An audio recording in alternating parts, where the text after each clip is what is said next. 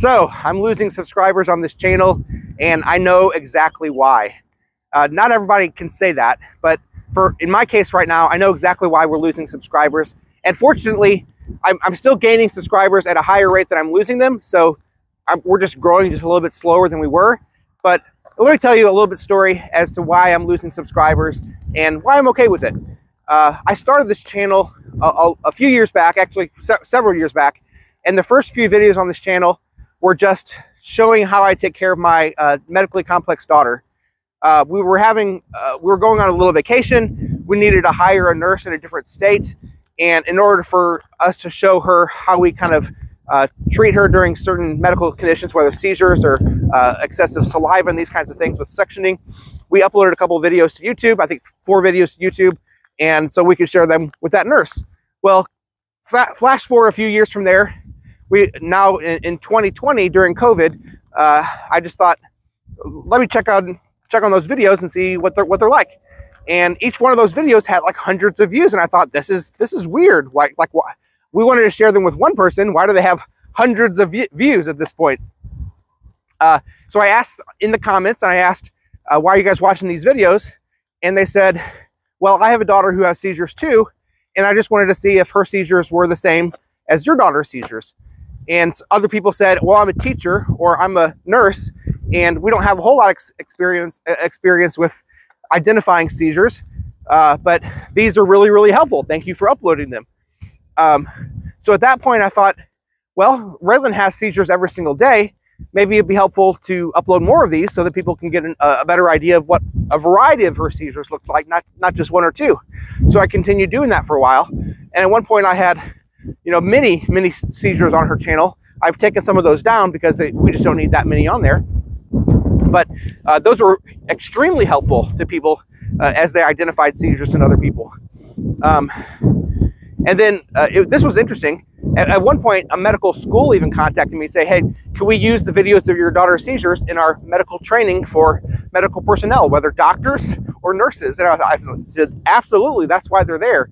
So in a very real way, Raylan was helping people all over the world with medical training in the area of seizures and suctioning and things like that. Very, very, very cool.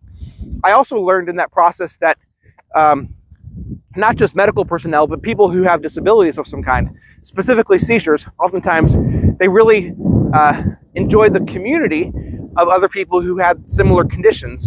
So Raylan has cerebral palsy. A lot of people with cerebral palsy watch the channel. I think that's an awesome thing that we have that kind of community. So that's kind of the backstory of where the channel came from. Flash forward now to now, and the channel has grown to the point that yes, there's that backdrop of that kind of community, and those are oftentimes the people who are commenting, and that's awesome. Thank you so much for watching and commenting. But then if you look real close, there's also more people kind of creeping in, and I use that word deliberately, creeping in, because as the internet does what the internet does, the internet's a scary place, and my daughter is only 11 years old, and there are many people who are coming and commenting and watching now who don't have Raylan's best interest in mind. So they're not concerned so much about just the community of people who have similar conditions, but oftentimes they're so invested in Raylan, but not even in a with pure motives kind of way. They want to see Raylan inappropriately and talk about Raylan inappropriately, and I'm just not going to deal with that. So, they say a few bad eggs spoil the bunch. Is that the saying? I can't remember. But that's definitely the case right now. I'm going to turn around because it's getting quite windy. Hopefully you can hear me. I don't know if you can or not. Hopefully this mic is doing its job. They say that a few bad eggs spoil the bunch, and that's, I mean, in a perfect world, we'd all have perfect motives, and people would, not have to ruin things. But because of all that, Raylan just won't be on this channel as much going forward.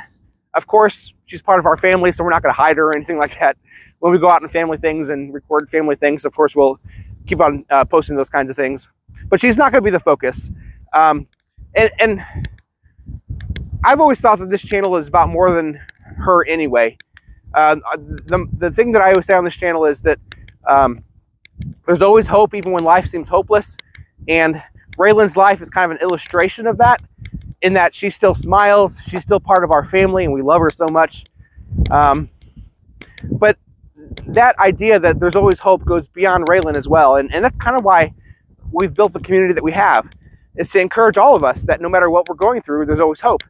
And I hope that as we transition to this more mental health and my story, and really our story and world stories, talking about how we all have hope, that's clear, that we all have hope no matter what we're going through. So as we've been focusing, and if you look at these last few videos that I've uploaded, it's usually just me talking to a camera, and I hope that format is speaking to you. Like, I just want to hang out with you, not be overly editing things, and I also think that this format is easier for me to be consistent with. Like, I was trying to upload one really highly edited video once a month lately, but it takes a lot of work to put in that one video, to do that one video once a month. But if I could just literally take out my camera, go for a walk, which is benefiting my health as well as my mind, and I can probably commit to doing that more often. Maybe instead of once a month, more like once a week, or even twice a week. I'd love to make that a goal, twice a week on this channel, to upload and just hang out with you guys and talk with you guys. Let me know if that's something that speaks to you, if you think you'd benefit from that. And also let me know, because I want to get in better shape. Let me know what I could watch on Netflix. Now that sounds counterproductive. Like, how is Netflix going to get me in better shape? But as I think about walking and talking, I also think about being on the treadmill. And one of my best motivations that I've ever found for being on the treadmill is to watch a show while I run on the treadmill.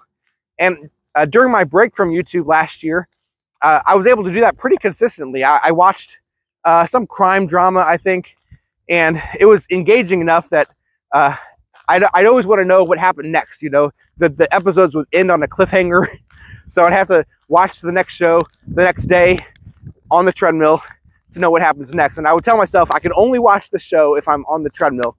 So tell me, what is the best show on Netflix right now that is going to be so engaging to me that I need to watch an episode of it every single day? And that'll get me on the treadmill. That'll help me lose some weight. Because I'm getting to the point right now that it's not that I need to lose weight. I'm pretty happy with where I'm at, even though I haven't really lost anything. I'm content with who I am in that regard. I do think that there's something to be said of saying, even though I don't need to, even though I don't feel like I have to get a certain number on the scale or anything like that, I think I want to prove to myself that I can. And I've done it before. I've lost 30 pounds at least twice before in my life, getting down to a reasonable weight. Still, I think, in the overweight category. I don't know if you know this, but I'm technically obese, which, I mean, it's a high BMI. I oftentimes hide the weight well because of what I wear, or I have broad shoulders and these kinds of things. But I'm in the obese category, and I'd love to get down to actually normal weight. 30 pounds doesn't even quite do it for me. I need to lose more like 40 or 50 pounds. My wife says she likes me a little chubby, so she doesn't want me to get too scrawny or anything like that. But I think as far as my, just determination to saying I can do this, I feel like 30 pounds would be a really good goal. So I'm going to make that a goal. And I want you guys to help me be accountable to that and say, have you been on the treadmill lately? Have you been watching the show? And so give me some ideas there. Let me know what I can watch. Let me know, or ask me, hey, how's your health doing? These kinds of things. I might feel a little convicted by that if I haven't been doing it well, but that also be some motivation to get back to it. So anyway, all that to say, I know why I'm losing subscribers. It's because I've changed topics. I've changed niches. And they say to grow on YouTube, you got to stick to a main topic and stick to it, right? Because the people who came to your channel for that topic want that topic, and that's understandable. So I'm not angry with anybody who feels like, the new direction for the channel is not their thing. I've said before, I'm just a boring average guy. Raylan was really the interesting part of this channel. And if she's not on the channel as much, I totally understand why people would want to unsubscribe rather than listen to me ramble a little bit, right? I'm just not that interesting. And I know, and I appreciate the people who in my last video commented and said, no, you're an interesting guy. I think you're just being nice. No, I appreciate it. I appreciate you being nice. But yeah, I'm just an average guy. But I do think that there's something to that, to say even all of us, average people, we go through all these things and we oftentimes feel alone, right? But there's community. There's always hope, no matter what, even when life seems hopeless. So I just hope that you know that. I hope that you know that, and that you're living with hope and joy each day of your life. God bless you, and we'll see you again next time.